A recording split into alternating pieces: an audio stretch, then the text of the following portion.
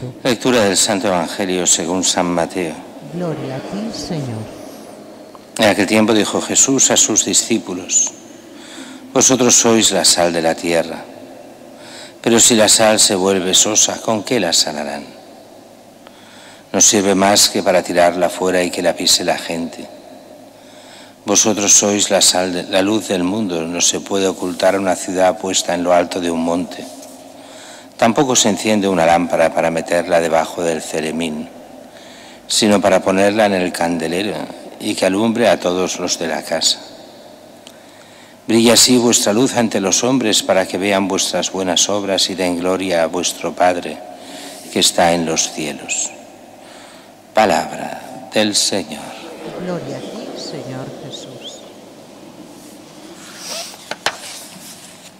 Estas lecturas son propias hoy de esta festividad de San Isidoro, este obispo y doctor de la Iglesia y el último padre de la Iglesia occidental. Un hombre de una cultura inmensa.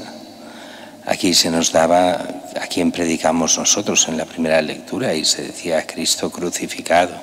No hablamos de la sabiduría de este mundo, sino de la sabiduría de Dios. Y por eso muchas veces despreciada. Lo curioso de San Isidoro es que se daban las dos cosas, la sabiduría divina y la sabiduría humana. Y fue en su época realmente sal de la tierra y luz del mundo, presentándonos a Cristo y la acción de Cristo. Eran épocas difíciles, él era hispano-romano.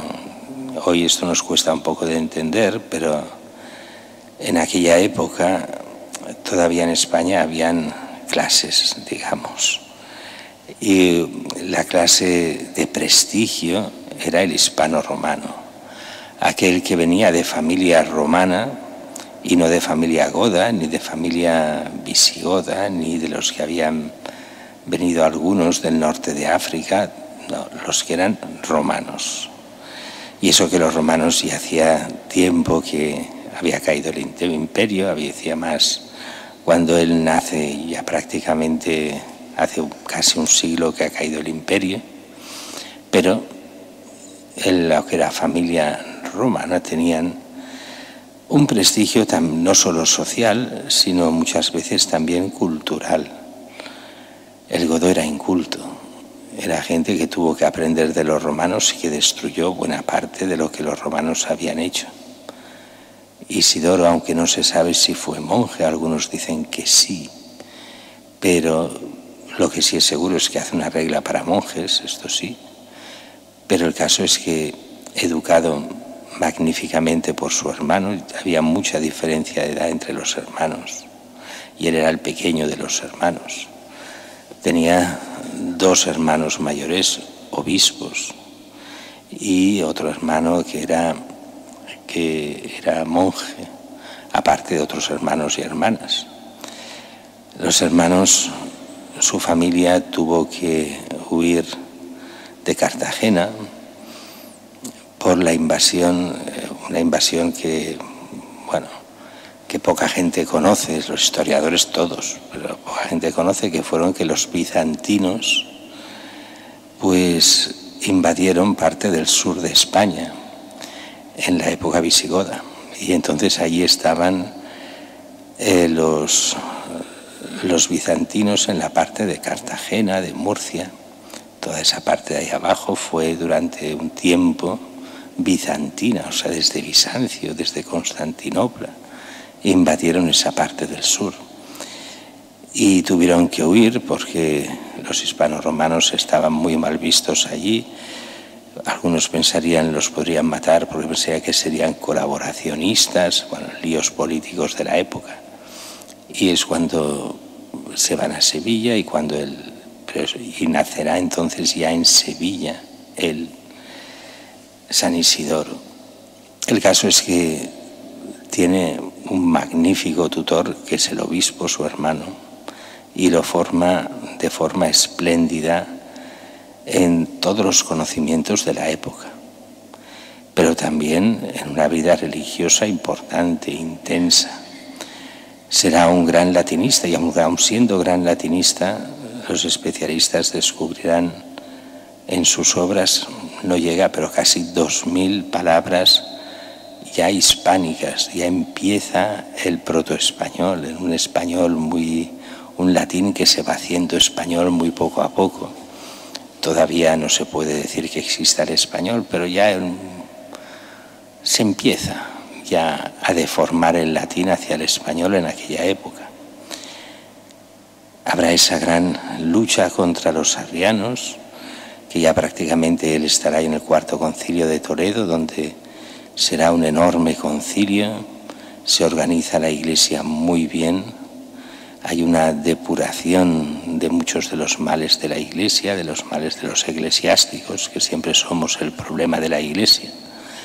Y él será, decíamos, el sucesor de su hermano Leandro como obispo, y fue un gran obispo, hombre culto, pero a la vez entregadísimo a todo lo que es la Iglesia y todo lo que son los fieles y el bien de ellos, el bien incluso a nivel legal. El Concilio Cuarto de Toledo hará muchísimas leyes que ayudarán también en un momento en el que el Estado casi brilla por su ausencia, aunque están los reyes visigodos, pero estos reyes visigodos, la mayoría son gente muy inculta, incapaz de gobernar un país, y necesitarán la ayuda de estos grandes santos que les ayuden en las leyes, les ayudarán en la administración, les ayudarán en llevar orden en un mundo que enseguida caerá en el caos. 75 años después de la muerte de San Isidoro, España será invadida por los musulmanes y caerá totalmente en manos de musulmanes, o casi totalmente. Y es curioso porque muchos de los males por que entran los musulmanes están en ese momento con San Isidoro, y es la falsa conversión de los nobles. Muchos nobles visigodos se convierten al cristianismo por interés, pero no creen en nada. Muchos de estos nobles, sus hijos o sus nietos, serán los que favorecerán toda la entrada musulmana, y ellos mismos se harán nobles musulmanes, cambiando su nombre de nombre cristiano a nombre musulmán. España estará llena de eso, de esos traidores a la fe que vienen desde lo que llaman los nobles, de lo que llaman sangre azul, o sea, sangre enferma.